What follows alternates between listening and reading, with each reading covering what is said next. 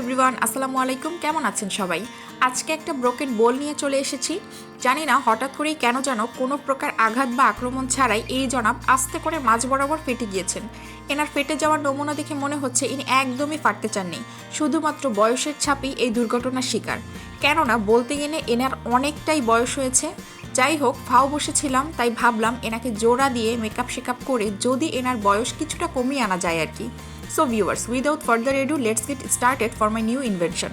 So ফেটে যাওয়া বোলটাকে সাইডে রেখে আপাতত কিছু প্রয়োজনীয় জিনিস নিয়ে এসেছি, যেমন কস্টেপ, water glue, scissor, waste paper, acrylic colour, এছাড়াও কিছু কালার ব্রাশও আমি নিয়ে নিয়েছি। এখানে এই পানির বোতলটা নেওয়ার কারণ হচ্ছে এটাকে কেটে এর মধ্যেই আমি আসলে গ্লুয়ের একটা মিশ্রণ বানাবো। মিশ্রণ বলতে আসলে সেরকম কিছু না, এই যে ওয়াটার গ্লুটা আমি নিয়েছি এটাতেই আসলে হালকা পানি মিশিয়ে নেব, আর কিছুই না। এরপর মূলত পেপারগুলোকে টুকরো টুকরো করে গ্লুয়ের সাহায্যে বোলটার চারপাশটাকে আমি আসলে কভার করে ফেলবো। সো কাজের সুবিধার্থে একটা রাবারের সাহায্যে আমি বোলটাকে আপাতত আটকে নিচ্ছি যাতে আমার সুবিধা হয়। এই তো এখন একটু আসলে নড়াচড়া কম করবে আমার শেড। এটাকে আসলে নাড়াচাড়া করানোটাই ডেঞ্জারাস। যাই হোক, এই যে দেখতেই পাচ্ছেন এরকম অবস্থাতে এটা রেখে দিচ্ছি। আপনাদেরকে এই উঠিয়ে দেখাতে গেলে আমার হাত কেটে যাওয়ার সম্ভাবনা রয়েছে। তো এখানে আমি কাগজগুলোকে টুকরো টুকরো করে নিয়েছি। এটাকে এখন আমি সুন্দর মতো বোলটাকে চারপাশ দিক থেকে কভার করে ফেলবো। খুবই সুন্দর করে মেকআপ করতে হবে যাতে ওনার আগের রূপটা একদমই দেখা না যায়, যেরকমটা এখনকার যুগে হয়ে থাকে বন্ধুগণ। জাস্ট কিডিং বন্ধুরা, আসলে এটাকে খুব সুন্দরভাবে কভার না করলে এটা আবার মানে যে কোনো সময় ফেটে যাওয়ার আবার সম্ভাবনা রয়েছে। আমি আগেই বলেছি এটা খুব পুরনো একটা বোল, তো চারপাশ থেকে আসলে কভার থাকলে এটা কোনো অ্যাক্সিডেন্ট হওয়ার সম্ভাবনা খুব কম থাকবে আর কি। সো এই তো বেশ ভালোভাবে আমি কভার করে ফেলেছি। এখন এটা হচ্ছে শুকানোর পালা। এটা শুকিয়ে গেলে তারপর যাব হচ্ছে পরের ধাপে। ভাই রে ভাই, বারান্দায় এত পরিমাণে গরম, আমি এইটুকু কাজ করতে গিয়ে লিটারালি আমার ঘাম বের হয়ে গেছে। 3 বেলা খাইয়ে দাইয়ে তারপর হচ্ছে গিয়ে যে খাঁচা পরিষ্কার করা, হ্যান ত্যান এইসব করে একটা বজ্জাত পালি একটুখানি কথা বলতে নিছি, কা কা করে একদম মাথা খেয়ে ফেলছে। যাই হোক, এটা হচ্ছে আমার পুরনো গোলাপ গাছের একটি ডাল, মানে রিসেন্টলি আমার একটা গোলাপ গাছ মারা গেছে। সো ওর ডালগুলো আমি ফেলে দেই নাই, ভাবছিলাম যে এটা দিয়ে আবার কিছু করা যায় কি না, তবে এটা এইভাবে কাজে লাগবে বুঝতে পারি নাই। এখন হচ্ছে এই কাটাগুলোকে কেটে আমি এই ডালগুলোকে পরের ধাপের জন্য রেডি করব।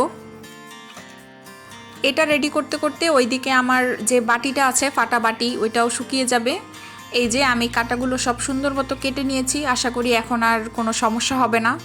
এখানে আমি একটা কাটা দেখতে পেয়েছিলাম মনে হচ্ছিল। যাই হোক, এই তো এখন এটা রেডি।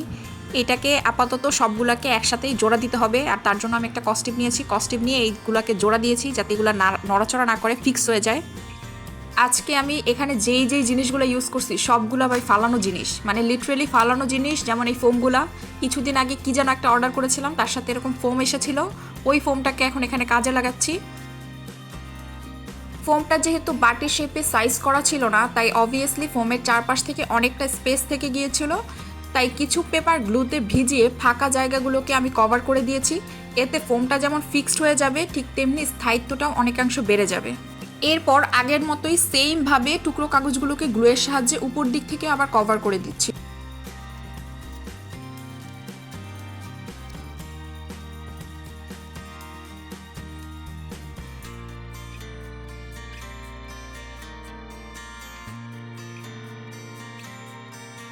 মোটামুটি একটা ফরম্যাটে দাঁড় করানো গিয়েছে, তবে বাকি কাজটা আমি রুমে বসেই করব, কারণ এত গরম আর সহ্য হচ্ছে না বন্ধুগণ।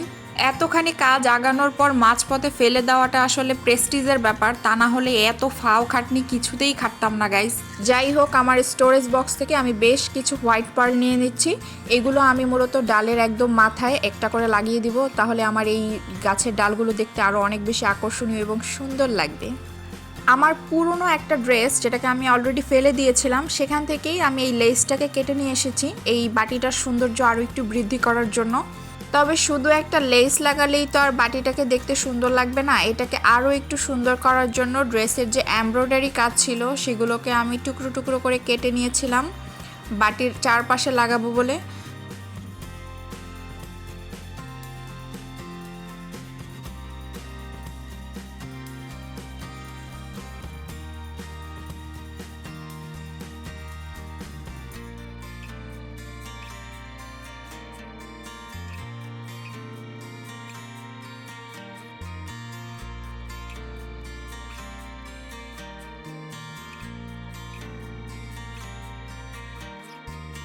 লাস্ট টাইম আমি কুয়াকাটার বীচ থেকে বেশ কিছু ঝিনুক কুড়িয়ে এনেছিলাম, কিছু ক্রাফটের কাজে ইউজ করেছিলাম আর কিছু এমনিতেই ভেঙে গিয়েছিল।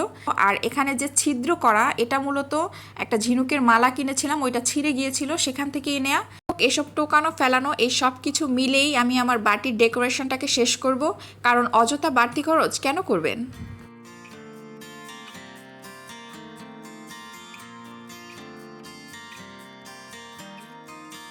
এবং অবশেষে ডেকোরেশনের কাজ শেষ হলো, দেখতে বেশ ভালোই লাগছিল। এরপর আমি এটাকে একটু শ্যুট করার জন্য বা ভিডিও করার জন্য বাইরে নিয়ে গিয়েছিলাম। কিছুক্ষণ পরেই এত সুন্দর বৃষ্টি শুরু হয়ে গিয়েছিল, মানে আমার তখন মনে হচ্ছিল যে এটা আমি বাসায় রেখে সুন্দর করে বৃষ্টিতে ভিজতে চলে যাই। এরপর আসলে মনের কথাকে সায় দিয়ে আমি বৃষ্টি বিলাস করতে চলে গিয়েছিলাম। বৃষ্টি শেষ হবার পর আমি বেশ কিছু ভিডিও নিয়েছিলাম আমার এই ক্রাফটের। আমার এই নিউ ইনভেনশন আপনাদের কাছে কেমন লেগেছে অবশ্যই জানাবেন। আজকে এই পর্যন্তই, সবাই ভালো থাকবেন, সুস্থ থাকবেন, আল্লাহ হাফেজ।